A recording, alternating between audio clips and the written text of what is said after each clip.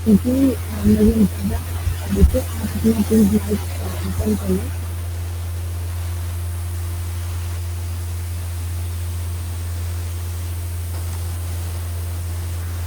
तो हम लोग या सेशन स्टार्ट करते हैं, लेकिन लास्ट 15 दिन आपने मुझे बताया आपको एक आवाज़ आ रही है।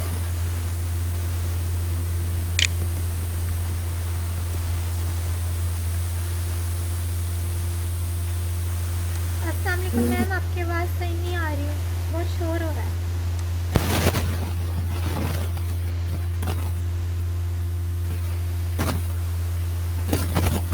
एक सेकंड मुझे ना ज्वाइन करती हूँ।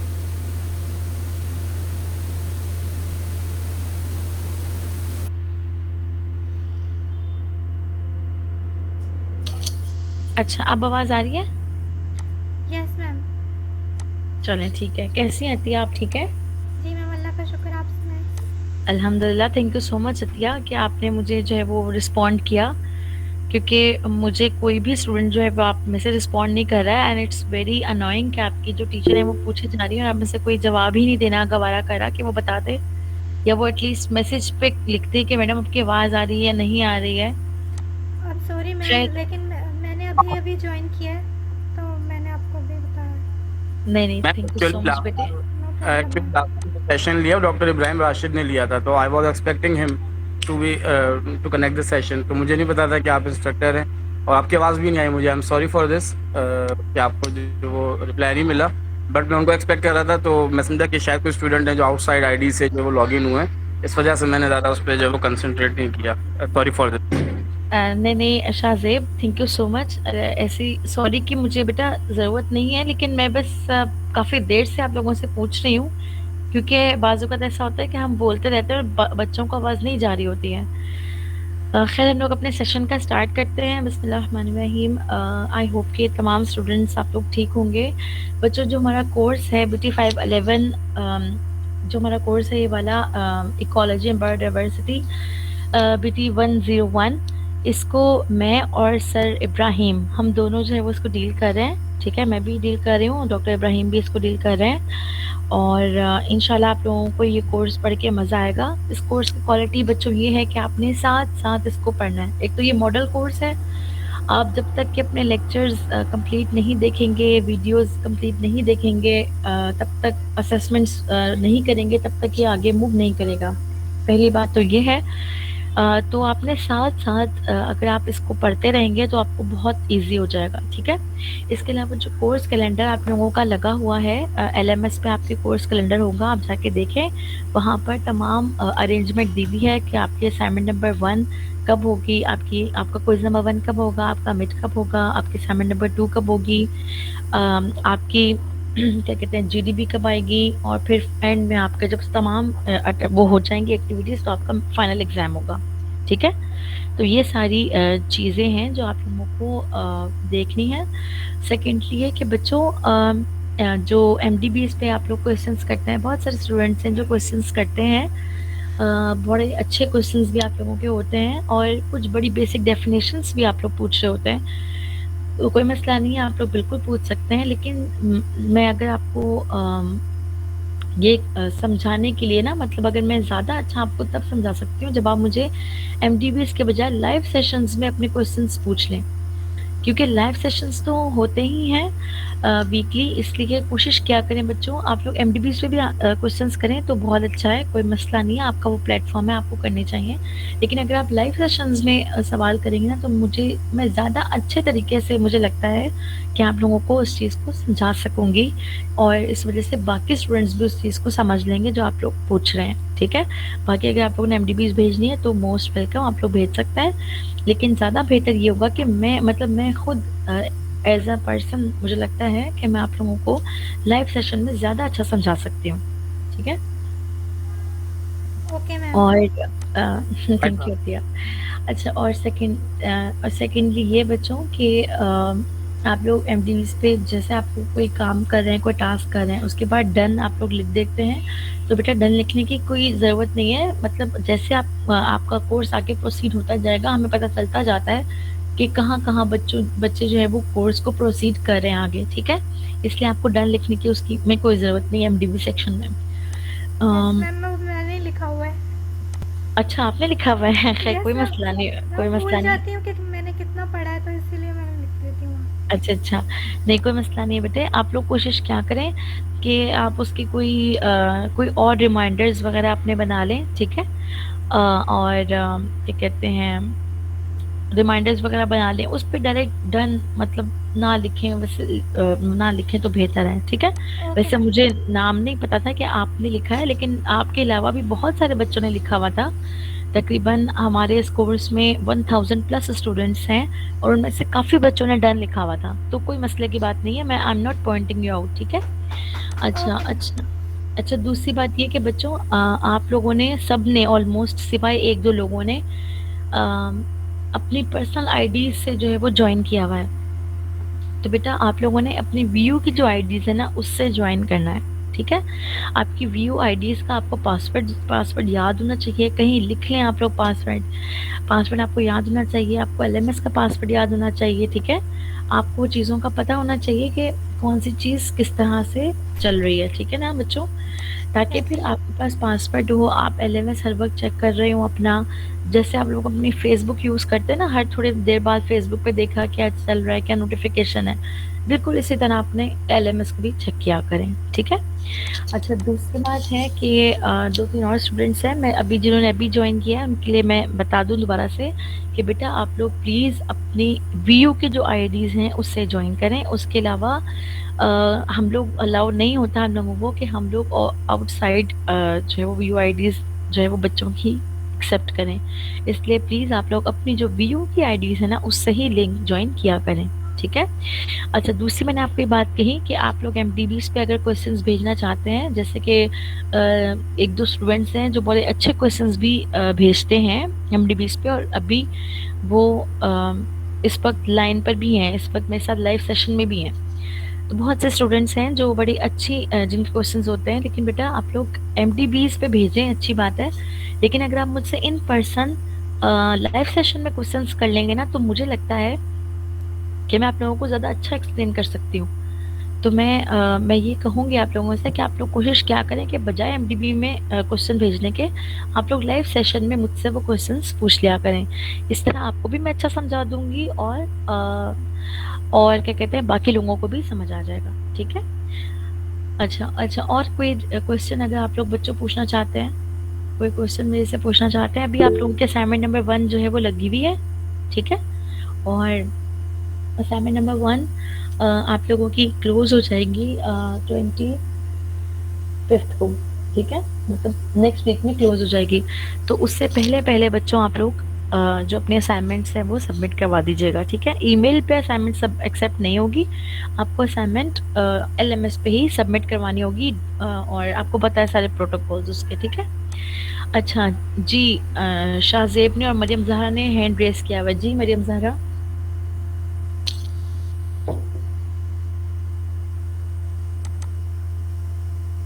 जी मरियम बेटे आपके क्या क्वेश्चन है?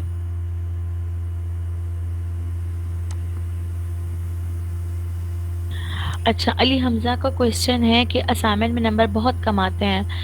अली हमजा इसकी वजह बेटा ये है कि, अच्छा अली शराज बेटा वो अपना कैमरा ऑफ कर दें। अच्छा बच्चों जी मैम। अली अली हमजा, जी जी अली मैम। हमजा के पीछे की ये मैम की आवाज़ कहाँ से आ रही है? जी मैम। मैम मैं फीमेल ही हूँ, मैंने अपने भाई के नाम से जो है वो बनाई हुई है। अच्छा ठीक है, तो जो डिग्री होगी वो भी अली हमजा को मिलेगी कि आपको मिलेगी? मैम मुझे मिलेगी वो। अच्छा क्या नाम है आपका? मेरा नाम उम्मे हबीबा। उम्मे हबीबा। उम्मे हबीबा आप भी बड़े अच्छे क्वेश्चंस करते हो एलएमएस पे, लेकिन अपनी आईडी से आया करो, ठीक है। ठीक है मैम। जो आपकी व्यू आईडी है ना बेटे उससे ज्वाइन किया करो, सही है। ठीक है मैम। तो आपने क्वेश्चन किया हुआ है कि असाइनमेंट में नंबर कम क्यों आते हैं? बेटा असाइनमेंट में नंबर इसलिए कम आते हैं क्योंकि मेजोरिटी ऑफ द स्टूडेंट्स जो है ना वो चीटिंग करते हैं, और चीटिंग करने की वजह से क्या होता है कि वो एक दूसरे की कॉपी करते हैं असाइनमेंट, और जब हम टर्निटिन पे असाइनमेंट्स को रन करते हैं तो वो तमाम जहाँ जहाँ से चीटिंग की होती है ना वो वहाँ वहाँ बता देता है। अगर किसी स्टूडेंट ने दूसरे स्टूडेंट की चीटिंग की होती है तो वो भी सामने आ जाता है। तो जितना ज़्यादा परसेंटेज उसकी होती है, प्लेजरिज्म की होती है, उस हिसाब से मार्क्स जो है वो कटते जाते हैं। अच्छा मैम जी। जिस हिसाब जी मैम जी। जिस हिसाब से 5 मार्क्स अगर असाइनमेंट आई हुई है तो उस हिसाब से लिखना होता है या बहुत ज़्यादा लेंथी लिखना होता है उसमें? बेटा मोस्टली आप देखो कि ना बहुत ज्यादा लेंथी असाइनमेंट्स नहीं आती हैं आप लोगों को। आप लोगों को मोस्टली शॉर्ट क्वेश्चन या थोड़ा सा लॉन्ग क्वेश्चन करके आ जाता है, बहुत नहीं तो किसी का डिफरेंस आ जाता है, ठीक है। किसी की डेफिनेशन आ जाती है, बहुत ज्यादा एक्सप्लेनेशन नहीं आप लोगों से कभी भी मांगी जाती। लिहाजा पॉइंट टू पॉइंट बस आप आंसर करें और ज्यादा ना लिखें, ना बहुत कम लिखें ना बहुत ज्यादा लिखें। Okay ma'am. अच्छा जी, मरियम जहरा आपको मैं भी एक्सप्लेन कर देती हूँ बेटे। अच्छा शाहजेब आपका क्या क्वेश्चन है? अस्सलाम वालेकुम मैम। वालेकुम सलाम। मैम बेसिकली मैं जो है ना खुद एक टीचर हूँ, गवर्नमेंट टीचर हूँ, और केमिस्ट्री और जोलॉजी मेरे सब्जेक्ट्स हैं। तो वेरी पर्सनली मुझे गुड। बहुत इजी लगता है और मतलब आसान है, इंटरेस्टिंग सब्जेक्ट है। लेकिन एक दो क्वेश्चन से मेरे सवाले से कि जैसे कि हमने प्रेडेटर प्रे रिलेशनशिप के अंदर जो है वो देखा कि एनिमल्स जो वो डिफरेंट अडाप्टेशंस करते हैं, लाइक कैमोफ्लाज या कलर डिस्टॉर्शन, जिसको क्लिप्सिस कह लें या डिस्कलरेशन कह लें, और एक वजह बहुत सारी चीज़ें। इसमें एक बिहेवियर जो वो एनिमल का होता है जिसमें वो प्रिटेंड करता है कि वो अपने साइज से ज़्यादा बड़ा है। जैसे कि अगर हम मुर्गे की एग्जांपल ले लें, तो अगर वो थ्रेट महसूस करता है तो वो अपने नेक के जो बाल होते हैं वो उनको जो है वो फुला लेता है, बड़ा कर लेता है। इसी तरह से अगर हम फ्रिल्ड लिजर्ड को देखें तो उसके नेक के अराउंड एक स्किन होती है जिसको वो बड़ा कर लेती है, और वो प्रिटेंड करती है कि वो बहुत ज़्यादा बड़ी है। तो ये जो बिहेवियर है ये किस कैटेगरी के अंडर आएगा, इसको एक्सप्लेन कर दें मैम, अब फिर मैं नेक्स्ट क्वेश्चन कर देता हूँ। बेसिकली बेटा ये जो है ना ये कैमोफ्लाज ही की साइड आर्ट्स है। कैमोफ्लाज का मतलब ये है कि आपने कोई भी मेथड यूज करना है, कोई भी टेक्निक यूज करनी है ताकि आपका जो प्रीडेटर है वो आपसे या आपका जो शिकार है वो क्या हो जाए, आपसे डर के भाग जाए। इसमें बहुत सारी चीजें हो सकती हैं, जैसे आपने बहुत सारी टाइप्स मुझे बताई हैं, आप बिल्कुल ठीक बता रहे थे। उस टाइप्स के अलावा और भी बहुत सारी टाइप्स हैं। फॉर एग्जांपल बहुत सी ऐसी रेडिएशंस एमिट करते हैं, बहुत से ऐसे साउंड वेव्स प्रोड्यूस करते हैं कुछ एनिमल्स, जिनकी वजह से वो क्या होता है, जो सामने वाला एनिमल है उसको डरा देते हैं। अब जैसे जेब्रा है, ठीक है, ये जैसे आपने भी बताया, कलरेशन हो गई, क्रिप्सिस वगैरह हो गई, ठीक है। जैसे अब बच्चों देखिए जेब्रा के ऊपर जो लाइंस बनी हुई होती है ना, वो भी अंधेरे में एक अलग लुक दे रही होती है, जिसकी वजह से बच्चों उसका एक क्या कहते हैं प्रोटेक्टिव मैकेनिज्म के तौर पे जो है उसकी उसकी जो लाइंस होती हैं वो एज अ प्रोटेक्शन उसको सर्व कर रही होती हैं जेब्रा को, ठीक है। इसके अलावा जो टाइप्स होती हैं वो भी मैं आपको भी बता देती हूँ। इसके अलावा बच्चों आप ये समझ लें, मैं आपको अगर पिक्चर के लिहाज पिक्चर दिखा के समझा दूँ तो वो आपके लिए भी बहुत ईजी होगा। मैं आपको भी दिखाती हूँ।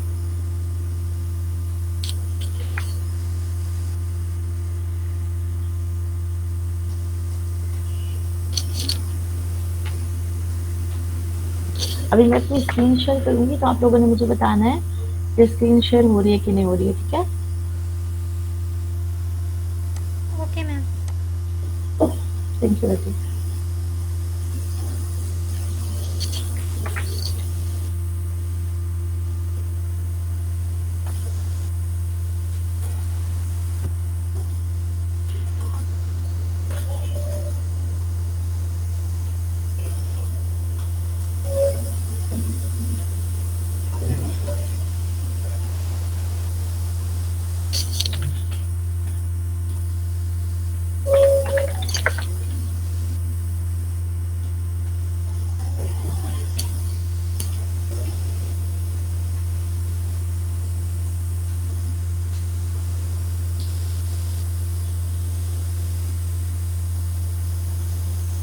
अच्छा मेरा नेट थोड़ा सा स्लो चल रहा है तो आप लोग प्लीज एक मिनट रुकिएगा। इसके बाद शाहजेब आपको एक क्वेश्चन लेके फिर मरियम बेटे मैं आपको भी एक्सप्लेन कर देती हूँ, ठीक है। Okay ma'am.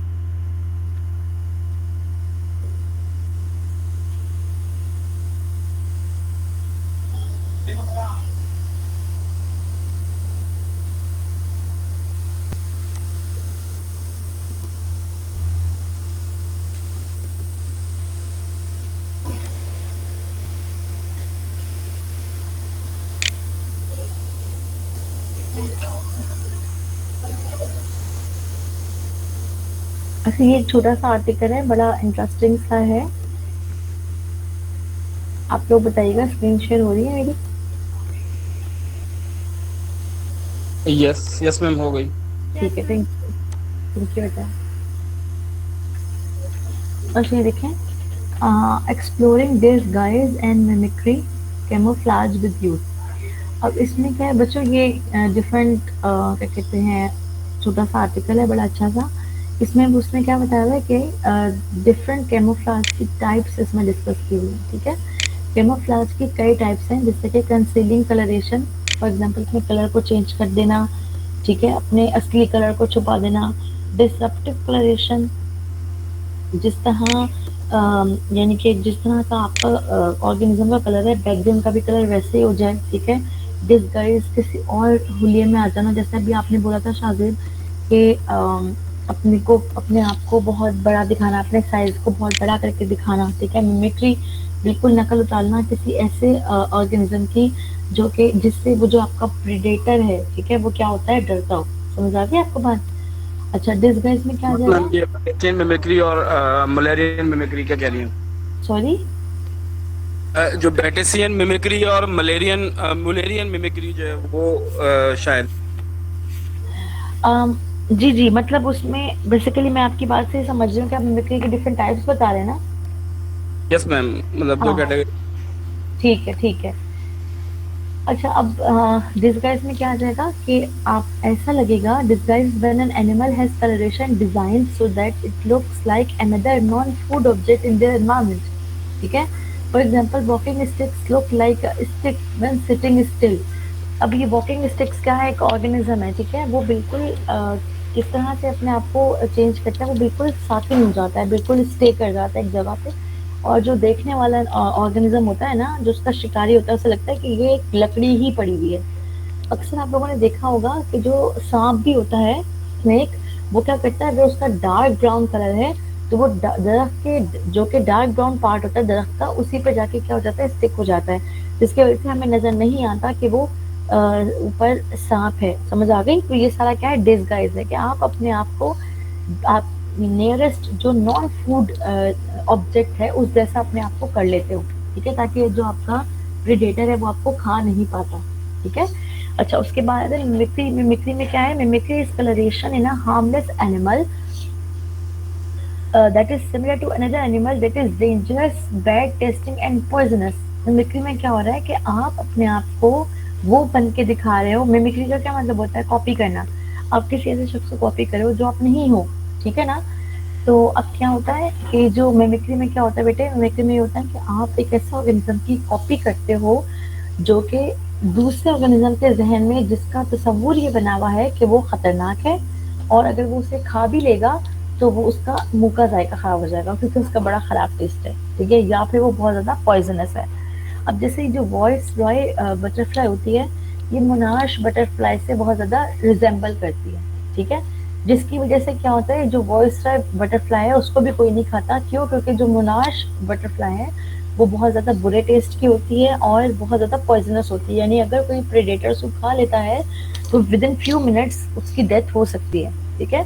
इसी तरह जो आउल बटरफ्लाई है उसके ऊपर भी क्या होता है, लार्ज स्पॉट्स होते हैं, तो फिर दूर से देखने से लगता है कि ये एक उल्लू ही है, आउल ही है, ठीक है।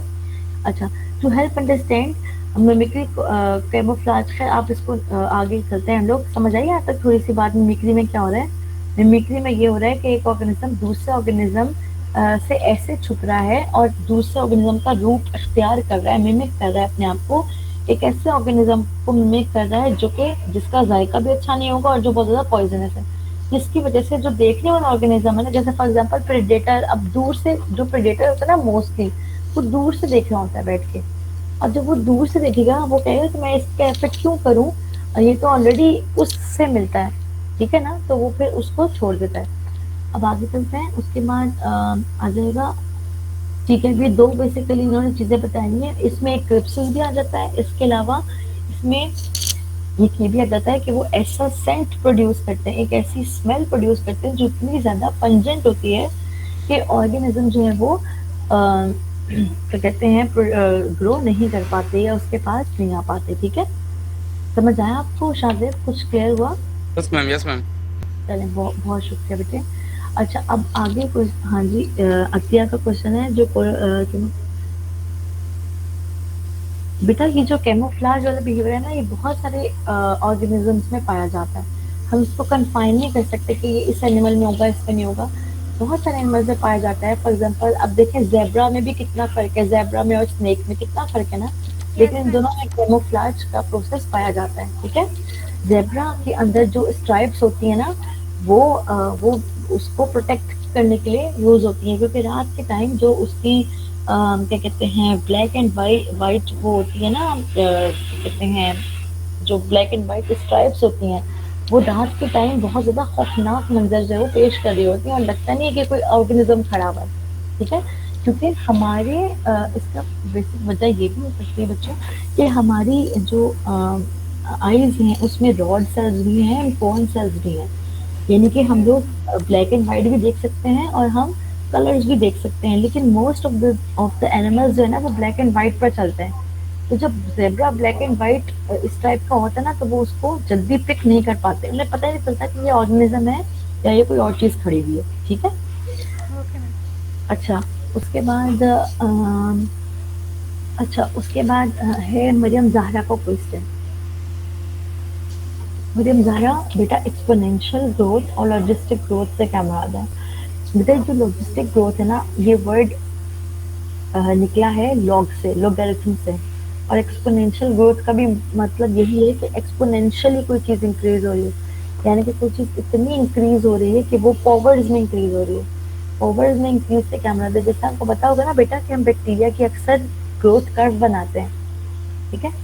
बैक्टीरिया के ग्रोथ के लिए हम अक्सर ग्रोथ कर्व बनाते हैं। हम सबसे पहले कहते हैं कि भाई लैग फेज है, एक ऐसी फेज जिसमें सेल सिर्फ अपने आप को प्रिपेयर कर रहा है कि उसमें डिवाइड हो जाए। उसके बाद आती है स्ट्रेट लाइन, जिसमें हम कहते हैं कि भाई इस वक्त मैक्सिमम बैक्टीरियल सेल्स क्या होंगे, डिवाइड होंगे, ठीक है। और अगर हमें कोई भी न्यूट्रिएंट चाहिए तो मोस्टली हमें इस फेज में मिल सकते हैं। उसके बाद आती है बेटा स्टेशनरी फेज, एक ऐसी फेज आती है जिसमें हम कहते हैं कि भाई जितने बैक्टीरियल सेल्स डेथ हो चुकी है ना, जितने बैक्टीरियल सेल्स, इतने बैक्टीरियल सेल्स अलाइव भी हैं। इसका मतलब है कि जो डेथ रेट है ना वो इक्वल आ गया है ग्रोथ रेट के। और डिक्लाइन फेज या डेथ फेज कब आती है, जब डेथ रेट बढ़ जाए और ग्रोथ रेट कम हो जाए, ठीक है। इसकी वजह क्या होती है, इसकी वजह ये होती है बेटे कि डिफरेंट जो हमने मीडियम बनाया है उसमें डिफरेंट जो न्यूट्रिएंट्स हैं वो क्या हो जाते हैं, अब खत्म होते रहते हैं एट द एंड, और जैसे तमाम न्यूट्रिएंट्स खत्म हो जाते हैं ना तो क्या होती है, डेथ और डिक्लाइन फेज शुरू हो जाती है। अच्छा अब आपका बुनियादी क्वेश्चन है एक्सपोनेंशियल और लॉजिस्टिक के बारे में। तो बेटा एक्सपोनेंशियल ग्रोथ से क्या मुराद है, एक्सपोनेंशियल ग्रोथ से मुराद है एक चीज जो एक्सपोनेंशियली बढ़ रही है, जो लॉगरिथमिकली बढ़ रही है, ठीक है। अब इससे मुराद क्या है, अगर मैं आपसे कहती हूँ कि बेटा बैक्टीरिया है जो लेट सपोज 1 मिनट में 1 से 2 बनाएगा, ठीक है। अच्छा अब मैं कहती हूँ 1 से 2 बनाएगा, तो क्या मुराद है कि अगर 1 मिनट के बाद 2 बैक्टीरिया बनेंगे तो उसके बाद कितना आएगा, 1 और मिनट के बाद 3 बन जाएंगे। तो अगर एक बैक्टीरिया 2 मिनट में एक बैक्टीरिया बन रहा है 2, तो एक्सपोनेंशियल से क्या मुराद है कि पहले 2 बनेगा, 2 के बाद अब 2 का स्क्वायर लेंगे तो क्या होगा 4, अब 4 के बाद 4 का डबल नहीं होगा बल्कि 4 का स्क्वायर होगा। क्यों, क्योंकि एक्सपोनेंशियली बढ़ी है, पावर के लिहाज से बढ़ी है। 2 की पावर 2 लगाएंगे तो 4 की पावर 2 लगाएंगे तो क्या आ जाएगा बेटा 16, ठीक है। 16 की लगाएंगे तो 256 एंड सो ऑन। इसका मतलब ये है कि जब जब लॉजिस्टिक ग्रोथ होती है बैक्टीरिया की या किसी भी चीज़ की, या एक्सपोनेंशियल ग्रोथ होती है, इसका मतलब है कि लॉगरिथम के हिसाब से नंबर में इंक्रीज हो रहा है और हाईएस्ट ग्रोथ जो है वो इस फेज में हो रही है। इसलिए हम उसे बोलते हैं कि ये एक्सपोनेंशियल ग्रोथ है, क्योंकि मैक्सिमम ग्रोथ जो है वो हो रही होती है। समझ आई बात मरियम, समझ आई कुछ बात की नहीं? यस मैम, क्लियर हो गया। चलें, और आप लोगों को क्वेश्चंस हैं बच्चों, जल्दी से मेरे से पूछ लें। तो लैग फेज और स्टेशनरी फेज और एक्सपोनेंशियल फेज है, जो ग्रोथ फेज है, इनको हम बैक्टीरियल कल्चर की एग्जांपल से समझ सकते हैं कि अगर किसी सब्सटेंस में से हम बैक्टीरिया को कल्चर करते हैं, अगर उसमें मौजूद है तो दैट इज लैग फेज, लेकिन जब वो कल्चर प्लेट पे ग्रो होना शुरू करेगा तो वो एक्सपोनेंशियल फेज पे ग्रो होगा, और at the end after 24 hours या 48 आवर्स जब वो स्टॉप हो जाएगा तो फिर वो उसका स्टेशनरी फेज होगा। इसको ऐसे समझ सकते हैं? बिल्कुल ऐसा समझ सकते हैं। और अगर फर्दर कोई ग्रोथ नहीं हो रही होगी तो इसका मतलब ये होगा कि जो है वो डिक्लाइन और डेथ फेज जो है वो शुरू हो चुकी है, ठीक है। स्टेशनरी फेज पे आ गए हैं। सॉरी, मैं कह रहा हूँ अगर मजीद ग्रोथ नहीं होती लाइक 24 आवर्स या 48 आवर्स के बाद तो फिर वो स्टेशनरी फेज कहलाएगा। नहीं, फिर वो कहलाएगा बेटे, वो कहलाएगा डेथ और डिक्लाइन फेज। अब खत्म हो गई ग्रोथ, नहीं हो रही।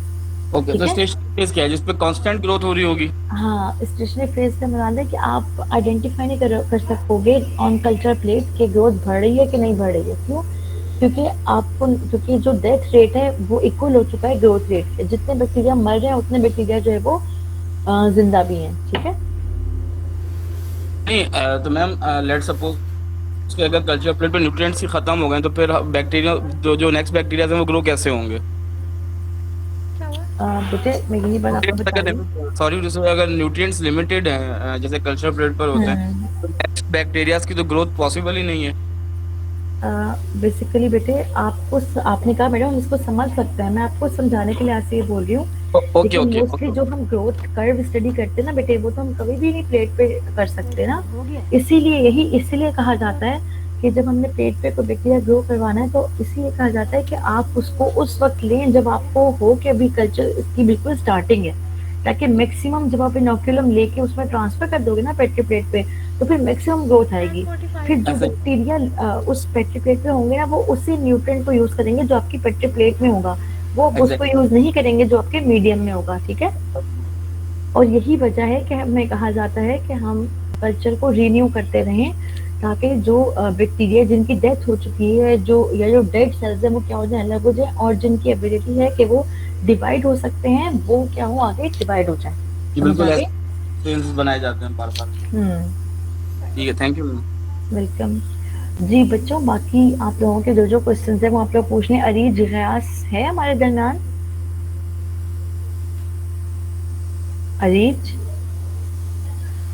अरीज बेटे आपका माइक चल रहा है? जी अरीज, आपके बड़े अच्छे क्वेश्चंस होते हैं एमडीबीज पे। आप कोई क्वेश्चन करना चाहें तो प्लीज आप करें। अच्छा अरीज, आपका एक क्वेश्चन था जिस पर मैंने आपको कहा था कि मैं आपको लाइव सेशन में उसका रिप्लाई करूंगी। याद है आपको क्या क्वेश्चन था आपका?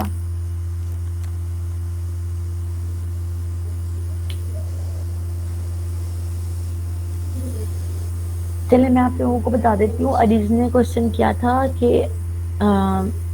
अरीज का क्वेश्चन था कि डिफरेंट जो स्पीशीज होती हैं वो कैसे एक दूसरे से इंटरेक्ट कर रही होती हैं। ठीक है।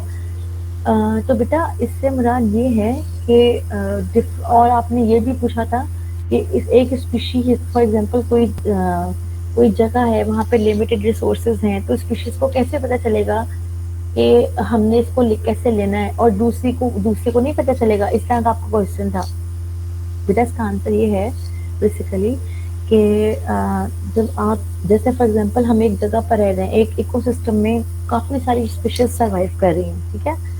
अब उस एक कम्युनिटी में लेट्स सपोज काफी सारी स्पीशीज सर्वाइव कर रही हैं, तो बेटा वहां पर क्या होता है, देयर इज द कंपटीशन का मतलब क्या है कि जो स्पीशीज स्ट्रॉन्ग होगी वो उस न्यूट्रिएंट को ले लेगी, क्योंकि न्यूट्रिएंट्स आर ऑलवेज लिमिटेड।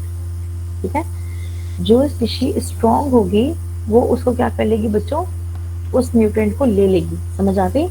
इसमें ये नहीं है कि कौन सी स्पीशी को पता चला, दूसरी को पता था नहीं पता था, दोनों को पता है, लेकिन उनसे जो ज्यादा स्ट्रॉन्ग होगी, जो ज्यादा सर्वाइव कर सकेगी, इसमें हम अक्सर वो स्टेटमेंट यूज करते हैं चार्ल्स डार्विन की कि सर्वाइवल ऑफ द फिटेस्ट, कि जो फिटेस्ट है ओनली ही और she only it can survive. ठीक है। सर्वाइवल ऑफ द फिटेस्ट से क्या मुराद है कि जो मोस्ट विजिबल है टू द एनवायरनमेंट वो सर्वाइव कर जाएगा, जो नहीं है फिट वो सर्वाइव नहीं कर सकेगा। अब इसमें बहुत सारी एग्जांपल्स हैं। अब वो बैक्टीरिया जो हमारे इर्द गिर्द क्या कहते हैं प्रोड्यूस होते हैं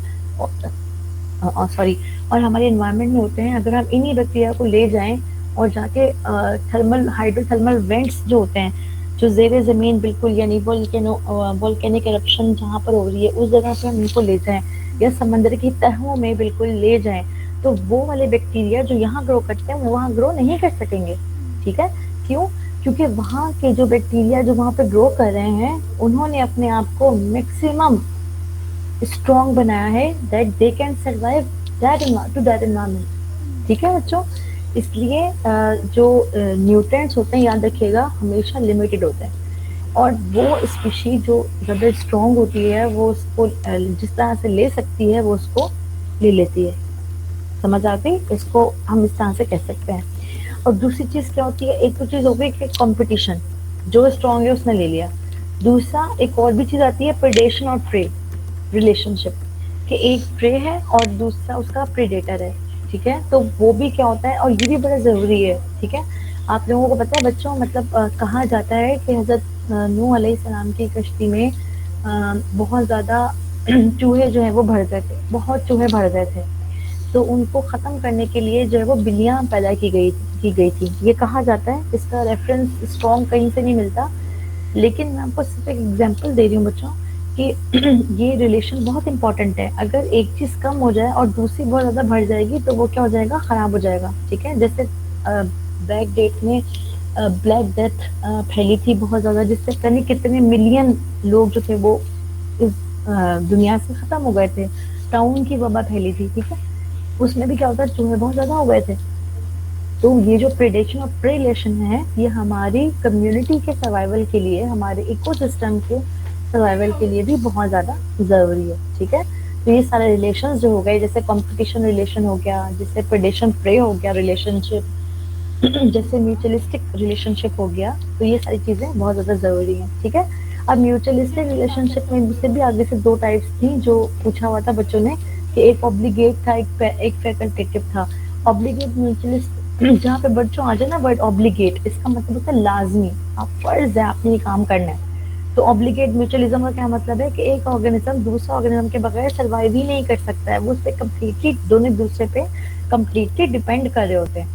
और तीसरा है जिसमें हम कह सकते हैं कमेंसलिज्म भी हम जिसे बोलते हैं, कि एक स्पीशी फायदा ले और दूसरी जो है वो ना तो नुकसान उसको हो रहा है ना उसको फायदा हो रहा है।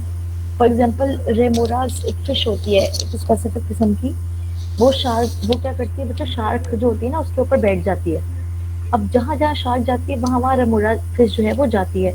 अब इसमें ये नहीं होता कि उनके रेमोरा फिश को क्या हो रहा है, बेसिकली रेमोरा फिश जो है वो तो शार्क को कोई फायदा नहीं पहुंचा सकती है, ना ही कोई नुकसान पहुंचा सकती है, लेकिन उसको फायदा पहुंच रहा है क्योंकि वो ट्रेवल कर सकती है आराम से, उसको कोई और खा नहीं सकता क्योंकि वो शार्क के ऊपर बैठी हुई है, ठीक है? तो ये सारी चीजें हैं। अच्छा जी, ईद बतूल आपका हैंड रेज हुआ है जी, ईद बतूल बताएं। आइंदा से ना आप लोगों ने अपने वीयू की आईडी से ज्वाइन करना, अदरवाइज मैं आप लोगों को एक्सेप्ट नहीं करूंगी, ठीक है? इसमें जी ईद बतूल बेटा अपना क्वेश्चन बताएं जल्दी से। जी हिफ्जा आप अपना क्वेश्चन बताएं, आपका क्या क्वेश्चन है? मैम क्या तमाम ऑर्गेनिजम्स के जो है वो ब्लैक एंड वाइट नजर आता है? सॉरी मैम तमाम ऑर्गेनिजम्स को ब्लैक एंड वाइट ही नजर आता है? बेटा तमाम ऑर्गेनिजम्स को नहीं, लेकिन बहुत से ऑर्गेनिजम्स को ब्लैक एंड व्हाइट नजर आता है। जैसे कि बिल्ली जो है, कैट है, वो नहीं देख सकती है कलर्स को रात में, ठीक है? ये अल्लाह ताला की बड़ी रहमत है हमारे ऊपर कि ये हम हैं जो बहुत सारे कलर्स अल्हम्दुलिल्लाह देख सकते हैं। बहुत सारे ऑर्गेनिजम्स ऐसे होते हैं जिसमें कॉमन सेल्स जिनकी आईज में नहीं होते, जिसकी वजह से वो रॉड सेल्स देख सकते हैं। लेकिन इसकी एक ये भी बड़ी ब्लेसिंग है कि हम बहुत सारी चीजें नहीं देख पाते, समझ रहे हैं आप लोग? जैसे जो जानवर देख रहे होते हैं वो हम नहीं देख पाते, लेकिन ये कि मेजॉरिटी में की आंखों में जो है वो कॉर्न सेल्स प्रेजेंट नहीं होते, जिसकी वजह से वो रात को जब ज़ेब्रा की भी ब्लैक एंड व्हाइट स्ट्राइप्स देखते हैं बहुत से ऑर्गेनिजम्स, तो वो क्या होते हैं, उससे अफ्रेड हो जाते हैं। जी ईद बतूल आपका क्या क्वेश्चन है बेटे? बच्चों आप लोग जल्दी से अपने क्वेश्चंस पूछ लें क्योंकि मेरा ना अभी इसके बाद फिर एक और सेशन है। आप लोग अपने क्वेश्चंस पूछ लें मजीद। जी हिफ्जा आपका क्वेश्चन है? मैम अगर तो तमाम ऑर्गेनिजम्स को ब्लैक एंड वाइट नजर नहीं आते तो फिर जो कैमोफ्लेज टर्म हम यूज करते हैं, यानी कि कलर्स जो सेम कलर हो ना उसकी वजह से छुपा लेते हैं अपने आप को, उनको हेल्प चाहिए होती है शिकार के लिए, तो अगर तो जिनको ब्लैक एंड वाइट ही नजर आता है तो फिर उनके लिए ये चीज का क्या फायदा कैमोफ्लेज का? बेटा आपने बहुत अच्छा क्वेश्चन किया है। मैं आपको ये कह रही हूँ कि not all the organisms but majority of the organisms, ठीक है? अब इस मेजॉरिटी ऑफ द ऑर्गेनिजम्स में आपको जो सवाल है कैमोफ्लेज का, बेटा दिन के टाइम उनको सब नजर आ रहा होता है, ठीक है? रात के टाइम वो डिटेक्ट नहीं कर पाते कलर्स, क्यों? क्योंकि उनके अंदर इतने स्पेशलाइज्ड कॉर्न्स नहीं होते, ठीक है? लेकिन उनको दिन के टाइम सारे कलर्स नजर आ रहे होते हैं, तो हम ये नहीं कह सकते कि भाई इनको तो नजर ही नहीं आ रहा, ठीक है ना। तो आप ये समझ लें कि बहुत सारे, जैसे मैं आपको एग्जांपल दूं कैट्स वगैरह की, वो इतने कलर्स को नहीं देख सकते, लेकिन हो सकता है बाकी जो ऑर्गेनिजम्स हैं वो तो इजीली देख सकते होंगे, ठीक है। और बहुत से और भी दूसरे डिफरेंट ऑर्गेनिजम्स होते हैं जो कि कलर को डिटेक्ट नहीं कर पाते, लेकिन जो कैमोफ्लाज है वो बहुत कलर के अलावा और भी बहुत सारे टाइप्स का कैमोफ्लाज है। फॉर एग्जांपल स्मेल का कैमोफ्लाज है, फॉर एग्जांपल कुछ ऑर्गेनिजम्स बिल्कुल ऐसे हो जाते हैं कि वो बिल्कुल नॉन फूड ऑब्जेक्ट बन जाते हैं, बिल्कुल नॉन लिविंग बन जाते हैं, ठीक है। तो वो सब क्या है, कैमोफ्लाज के ही टाइप्स हैं। समझ आ गई? Yes ma'am, thank you. Welcome. आपका क्वेश्चन बहुत अच्छा था हिंसा, शाबाश। अच्छा जी बच्चों, और आप लोग कोई क्वेश्चन करना चाह रहे हैं? जी मैम, मुझे ना एक क्वेश्चन करना था, लेकिन वो इसके रिलेटेड नहीं है। क्या मैं कर जी सकती? जी जी बिल्कुल बेटे।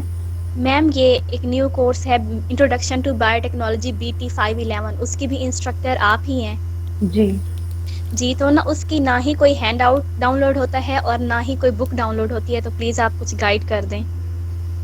बेटा कुछ पिछले वीक ना LMS पे थोड़ा सा इशू आया हुआ था, अब बिल्कुल रिजॉल्व हो चुका है। तो आप देखो, मुझे पहले बच्चों की आ रही थी MDBS के कोर्स जो है वो डाउनलोड नहीं हो रहा, लेकिन अब सब कुछ ठीक चल रहा है। तो आप प्लीज एक दफा देखो, अगर नहीं आपका इशू सॉल्व होता तो आप मुझे जो है ना ईमेल कर देना, ठीक है। यस मैम, मैंने पिछले जब ये था इसका मीटिंग थी तो मैंने ज्वाइन की थी, लेकिन मीटिंग में भी कोई नहीं था उस दिन। बेटा ये आप इस वीक की बात कर रही हैं? Yes yes ma'am. हाँ बेटा, मेरी फैमिली में डेथ हो गई थी, जिसकी वजह से मैं आ नहीं सकी थी यूनिवर्सिटी, और मैं किसी को कह भी नहीं सकी थी, इतना टाइम नहीं था मेरे पास, इसलिए बहुत लोगों का सेशन मिस हो गया। ओके मैम, ठीक है, कोई बात ठीक है, नहीं। ठीक है, थैंक। वेलकम बेटे। अस्सलाम वालेकुम मैम। हेलो। वालेकुम अस्सलाम बेटा, प्लीज एक मिनट वेट करें।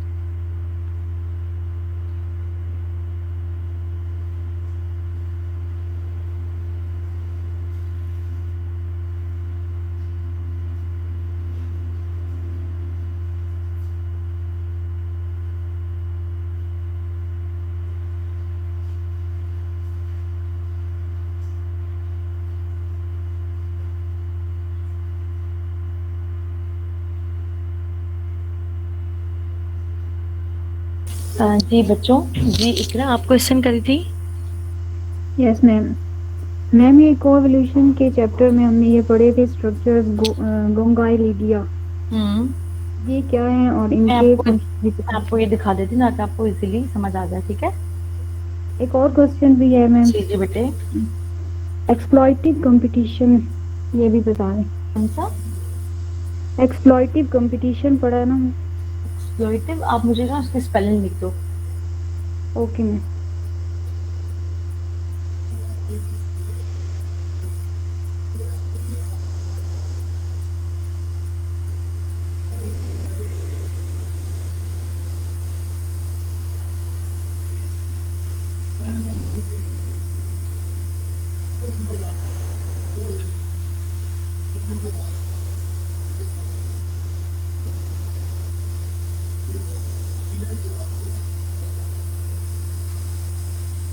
बच्चों आप लोग देखें सेशन बिल्कुल खत्म होने वाला है, आप लोग बिल्कुल एंड टाइम पे ज्वाइन कर रहे हैं।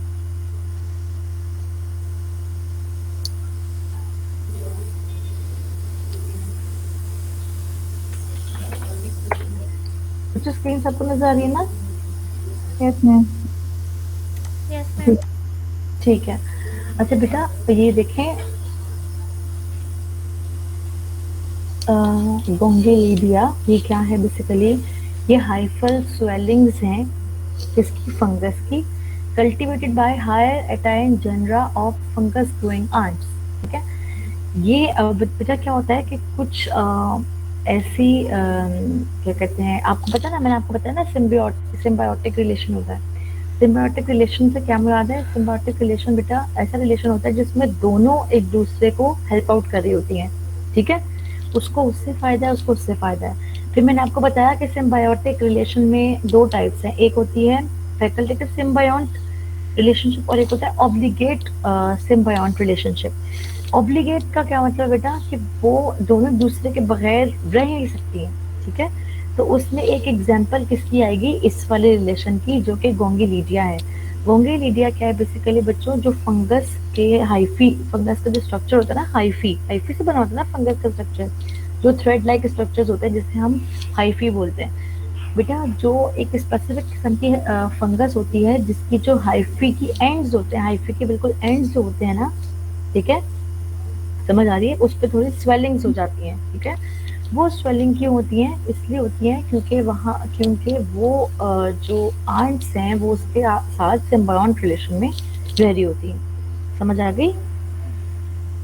यस ये मैम। देखें यहाँ पे कितना अच्छा लिखा हुआ है, the diameter of each gongylidium was measured at its widest point.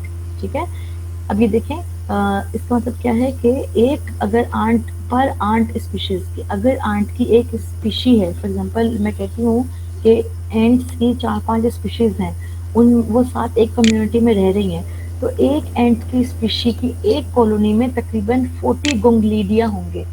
ठीक है, 40 क्या होंगे? गोंगलीडिया होंगे। गोंगलीडिया से क्या मतलब है कि वहां पर जो फंगस ग्रो कर रही होगी उसके जो हाइफल एंड्स होंगे वो स्वेल हुए हुए होंगे।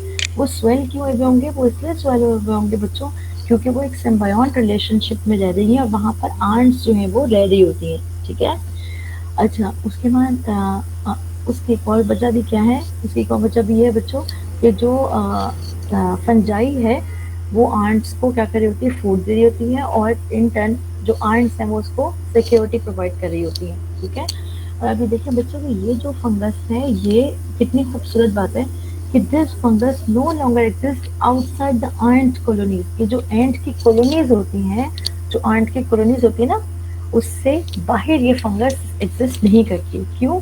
क्योंकि जो स्वेलिंग्स होती हैं वहां पर एंट रह रही होती हैं और दोनों क्या होता है? फूड और शेल्टर का दोनों में रिलेशनशिप होता है। ठीक है, समझ आ गई आपको इकरा? यस मैम, समझ आ गई। ठीक है, अच्छा मैं इस कंपटीशन का भी आपको बता देती हूँ। मुझे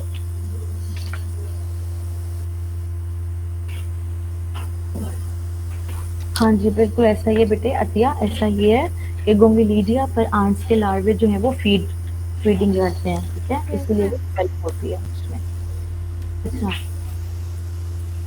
इसमें क्या है? Exploitative competition refers to indirect negative interaction resulting from species using the same limited resources.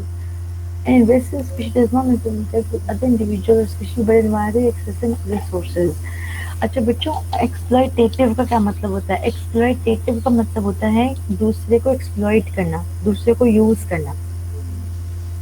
ठीक है, एक्सप्लॉइट किसे कहते हैं? दूसरे को यूज करना। कंपटीशन से क्या मुराद है? कंपटीशन से मुराद है कि रिसोर्सेज बहुत लिमिटेड है और आपने क्या करना है? लड़ना है और आपने जो ज़्यादा स्ट्रॉन्ग है उसने रिसोर्सेज ले लेने हैं। ठीक है, या जो स्ट्रॉन्ग से क्या मुराद है कि वो उस पर्टिकुलर एनवायरनमेंट में जो ज़्यादा सर्वाइव कर सकता है। ठीक है, अच्छा अब इसकी एग्जांपल्स हम बाद में देखेंगे, पहले मैं आपको ये बता देती हूँ कि एक्सप्लॉइटेटिव कंपटीशन में क्या होता है बेटा? एक ऐसी इन्वेसिव स्पीशीज का इसमें ताल्लुक होता है। इन्वेसिव स्पीशीज कौन सी स्पीशीज होती हैं? अगर मैं यहाँ के बैक्टीरिया को उठा के, फॉर एग्जाम्पल यहाँ जो बैक्टीरिया इजीली ग्रो कर सकता है इकोलाई है, उसको मैं ले जाऊँ हाइड्रोथर्मल वेंट्स में, वहाँ पे जाके ग्रो करवाऊँ, वो ग्रो नहीं करेगा। लेकिन अगर वो कर जाता है ग्रो, ठीक है, तो वो उस जगह की क्या हो जाएगी, एक अलग से स्पीशी होगी जिसको मैंने खुद जो है वो इंट्रोड्यूस करवाया, उससे हम कह देंगे इन्वेसिव स्पीशीज। इसके अलावा एक केल्प की एग्जांपल भी इसमें आती है, ठीक है, वो भी क्या है, इन्वेसिव स्पीशीज है जिसको एक जगह से दूसरी जगह जाके अक्सर ग्रो करवाया जाता है, ठीक है। तो ये इन्वेसिव स्पीशीज क्या होती है, ये इन्वेसिव स्पीशी एक ऐसी स्पीशी होती है बच्चों जो उस कम्युनिटी की नहीं होती जिसे इंसान इंट्रोड्यूस करवाते हैं, ठीक है, या वो किसी नॉन नेचुरल प्रोसेस के जरिए इंट्रोड्यूस होती है, ठीक है। अब क्या होता है बेसिकली, एक ऐसा कंपटीशन जो इन्वेसिव स्पीशी की वजह से होता है उसे हम कहते हैं एक्सप्लॉयटेटिव कंपटीशन, ठीक है, जिसमें इन्वेसिव स्पीशी जो है वो दूसरी जो स्पीशीज है उनके साथ इंटरेक्ट नहीं करती, उनके साथ कोई कंपटीशन नहीं करती, लेकिन रिसोर्सेज सारे वो एक्सेस कर लेती है। इसको हम बोलते हैं एक्सप्लॉयटेटिव कंपटीशन, ठीक है, समझ आ गई? Yes ma'am. यानी उसको लड़ना नहीं पड़ा किसी दूसरे से, उसको खुद ही एक्सेस कर रही है वो न्यूट्रिएंट्स को, ठीक है। यहाँ पे इन्होंने एग्जांपल ही बताई दी, इसको भी देख लेते हैं। वहाँ की अबंडेंस होगी ना, रिसोर्सेज की अबंडेंस होगी तो ऑटोमेटिकली बाकियों की भी जो रिक्वायरमेंट है वो भी पूरी हो रही है, और ये भी बगैर लड़े अपनी तो अपनी जो है रिक्वायरमेंट वो पूरी कर रही है।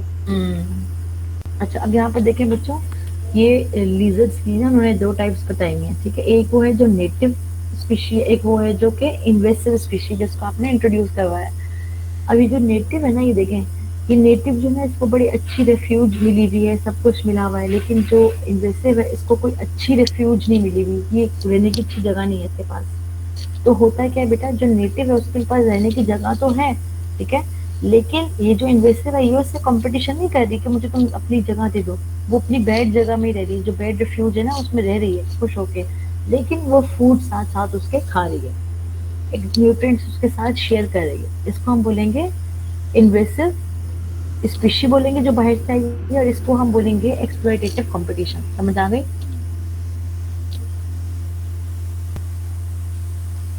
फॉरेन स्पीशीज भी बोल सकते हैं जी, ठीक है बच्चों। और किसी का क्वेश्चन है? No ma'am, thank you.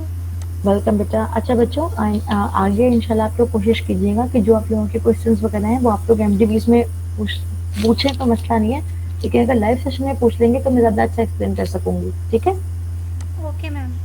चलिए, थैंक यू सो मच बच्चों, बहुत अच्छा लगा आप लोगों का सेशन लेके। आप लोग अपना बहुत ज़्यादा ख्याल रखिएगा, इंशाल्लाह हम लोग नेक्स्ट वीक में दोबारा मिलेंगे। और जो असाइनमेंट आपकी 1 ओपन हुई हुई है उसको टाइमली आप लोग जो है वो सबमिट कर दीजिएगा एलएमएस पे। आप लोग ये मत कीजिएगा कि बहुत टाइम पड़ा है, बहुत टाइम पड़ा है, तो ये ना आपकी टाइम खत्म हो जाए, ठीक है। Yes ma'am. अच्छा जी, यास्मीन चावला, आपका क्या क्वेश्चन है? अस्सलामुअलैकुम मैम। वेलकम सलाम। मैम मैंने यही कहना है कि सेशन काइंडली 4 बजे रख लिया करें। अभी मैं स्कूल में हूँ जॉब पे, भी मुश्किल होता है अटेंड करना बच्चों को पढ़ाने के साथ साथ। बेटा असल में ना मसला ये है कि हमारी क्लास, मेरी क्लास है उस टाइम ना प्रैक्टिकल की यहाँ पर डीआरसी लाहौर कैंपस में, तो मैं उस टाइम क्लास वो नहीं रख सकती हूँ सेशन, क्योंकि मेरी ऑलरेडी दो ढाई घंटे की क्लास। कौन सा टाइम सेकंड टाइम मैनेज हो सकता है?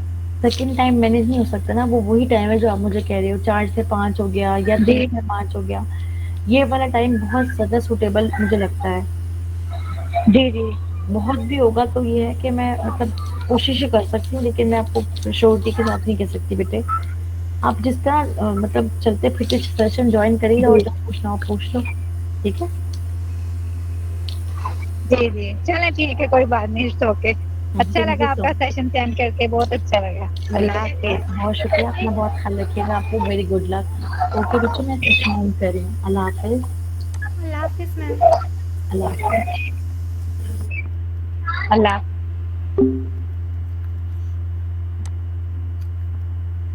सो फ्रेंड्स, हमारा जो सेशन है वो एंड हो चुका है, तो हमने उसको लीव भी कर दिया, मैम ने भी एंड कर दिया।